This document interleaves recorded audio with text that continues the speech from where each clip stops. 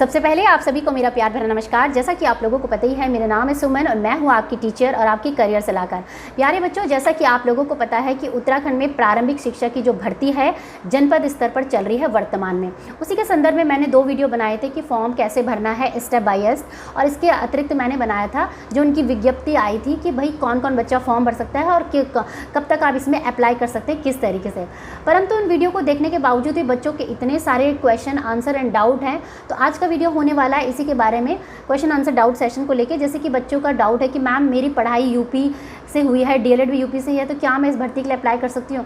ऐसे क्वेश्चन है कि मैम एक बच्चा कितने जनपद और कितने जिले के लिए अप्लाई कर सकता है। जुड़े रहिए मेरे साथ इस वीडियो में शुरू से लेकर अंत तक। चैनल पे नए हैं तो सब्सक्राइब कर ही लीजिएगा। बाकी शिक्षा जगत की तमाम खबरों के लिए, पढ़ने लिखने आगे बढ़ने के लिए आप हमारे चैनल को सब्सक्राइब करके जा सकते हैं। किसी को डायरेक्ट कोई करियर हेल्प चाहिए तो 299 रुपीज़ पे करके डायरेक्टली हमसे बात कर सकते हैं और अपना डाउट क्लियर कर सकते हैं, ठीक है।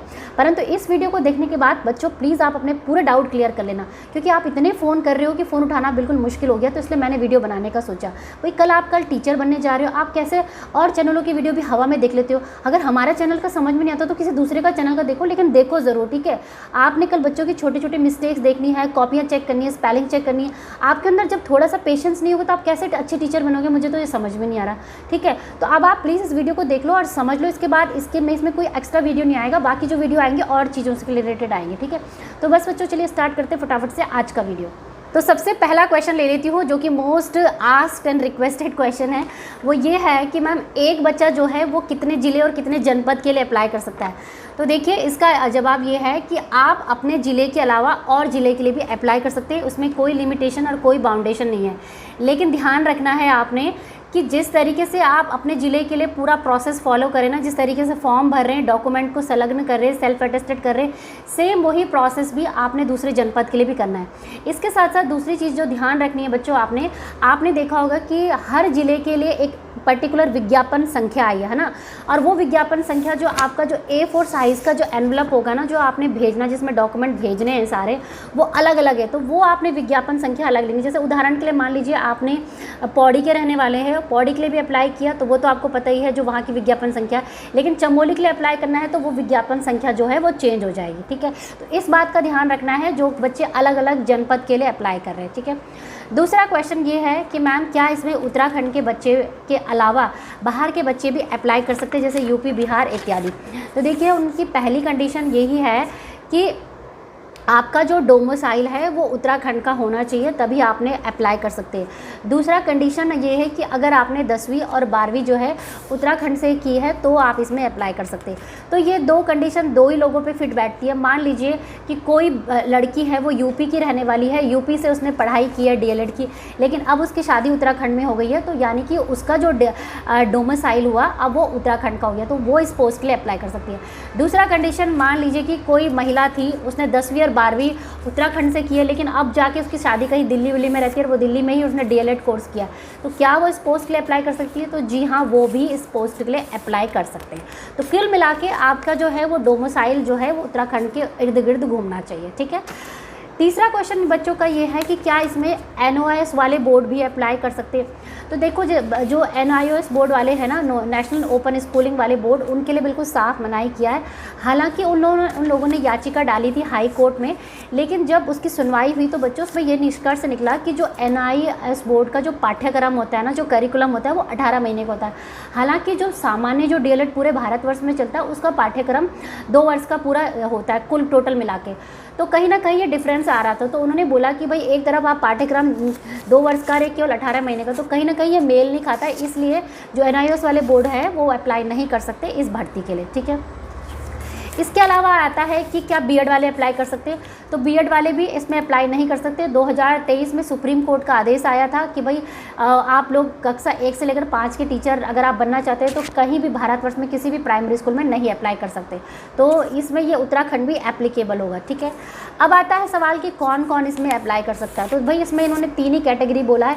एक तो आपको पता है जिन्होंने डीएलएड किया, यानी कि जिन्होंने बीटीसी किया है, कहीं से भी किया है, लेकिन कंडीशन वही है कि उत्तराखंड के डोमिसाइल के इर्द गिर्द घूमना चाहिए। कहीं से भी आपने पढ़ाई की उनसे कोई मतलब नहीं। दूसरा ये है कि जिन्होंने डीएड किया, डिप्लोमा इन एजुकेशन का जिसको हम जानते हैं, अगर आपने वो किया है तो भी आप इसे अप्लाई कर सकते हैं। तीसरा ये है कि जिन बच्चों का BLED है, बैचलर इन एलिमेंट्री एजुकेशन के नाम से, वो भी इसमें अप्लाई कर सकते हैं। ठीक है, तो जो बच्चे जिन लोगों ने D.Ed किया होगा ना, उनके लिए बस ये बोला है कि आपने ब्रिज कोर्स करना है जब आपकी नियुक्ति हो जाएगी। ठीक है, तो ये 4-5 बच्चों आपके जो डाउट थे वो मैंने आप लोगों के क्लियर कर दिए। अब सबसे इम्पॉर्टेंट और क्वेश्चन जो बच्चों का आ रहा है कि मैम फॉर्म किस लैंग्वेज में भरना है, हिंदी में भरना है या अंग्रेजी में भरना है। देखिए, जहाँ पे लिखा है कि हिंदी में लिखना है वहाँ पे हिंदी में लिखना है, माँ का नाम, पिताजी का नाम। जहाँ पे अंग्रेजी में लिखना है अंग्रेजी, बाकी फॉर्म आप किसी भी तरीके से भर सकते हैं। इसके साथ साथ बच्चे पूछते हैं कि मैम सेल्फ अटेस्टेड कैसे करना है। तो सेल्फ अटेस्टेड का मतलब होता है अपने डॉक्यूमेंट्स को स्वयं सत्यापित करना है। बच्चे पूछ रहे हैं कि मैम सारे डॉक्यूमेंट्स करने हैं। जी हाँ, हर डॉक्यूमेंट को आपने सत्यापित करना है। उसमें लिखना है सेल्फ SELF और अटेस्टेड ATTESTED, और उसका छोटा अपना जो साइन जो आप करते हो ना, वैसे साइन करके हर डॉक्यूमेंट में करना है। 10वीं 12वीं और ग्रेजुएशन का, DLED का, और इन सभी में आपने करना है। ठीक है, इसके साथ साथ बच्चे पूछ रहे थे कि मैम जो आपका हमारा जो DLED का प्रैक्टिकल और जो थ्योरी है उसके मार्क्स के लिए तो कॉलम अलग से बनाया नहीं है, तो क्या करें। देखिए, उन्होंने कॉलम तो हालांकि आपके लिए बनाया नहीं, लेकिन उन्होंने 2 दिया है प्राप्तांक, मतलब टोटल मार्क्स आपके कितने, तो आप उसमें लिख दीजिए।